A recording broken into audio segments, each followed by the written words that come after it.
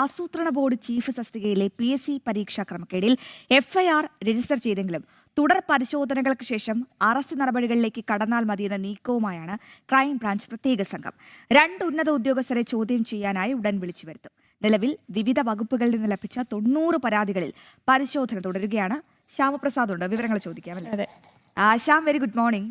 എന്തായാലും 2 ഉന്നത ഉദ്യോഗസ്ഥരെ ഇന്ന് ചോദ്യം ചെയ്യാൻ വിളിപ്പിച്ചേക്കുമെന്നാണ് അറിയുന്നത്. അങ്ങനെയാണെങ്കിൽ ആ 2 ഉന്നതന്മാർ ആരൊക്കെയാണ്? ഇനി അറിയേണ്ടത് എന്തുകൊണ്ടാണ് ക്രൈംബ്രാഞ്ച് അറസ്റ്റ് ഇനി കുറച്ചുകൂടി കഴിഞ്ഞ് മതി എന്ന് പറയാനുള്ള കാരണം? Aswathy Arya, good morning. എന്തായാലും ആസൂത്രണ ബോർഡ് ചീഫ് തസ്തികയിലെ PSC ക്രമക്കേടുമായി ബന്ധപ്പെട്ടുള്ള ക്രൈംബ്രാഞ്ച് സംഘത്തിൻ്റെ അന്വേഷണം പുരോഗമിക്കുകയാണ്. ഈ ഘട്ടത്തിൽ കഴിഞ്ഞ ദിവസങ്ങളിലെല്ലാം തന്നെ ക്രൈംബ്രാഞ്ച് പ്രത്യേക സംഘം FIR രജിസ്റ്റർ ചെയ്തെങ്കിലും കൂടുതൽ അറസ്റ്റ് നടപടികളിലേക്കോ അല്ലെങ്കിൽ പ്രത്യേകം ഏതെങ്കിലും ഒരു ഉദ്യോഗസ്ഥൻ്റെ പേര് FIRൽ ഇത്തരത്തിൽ വന്നിരുന്നില്ല.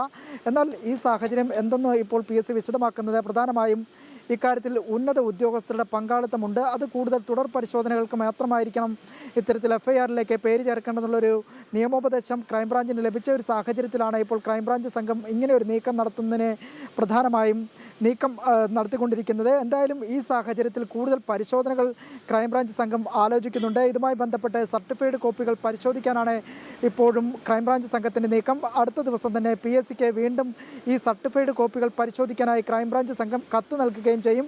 നിലവിൽ ഈ കത്തിൻ്റെ അടിസ്ഥാനത്തിലായിരിക്കും കൂടുതൽ പരിശോധനകളെല്ലാം തന്നെ ക്രൈംബ്രാഞ്ച് നിലവിൽ PSC ആസ്ഥാനത്ത് ഇനി നടത്തുകയും ചെയ്യുക.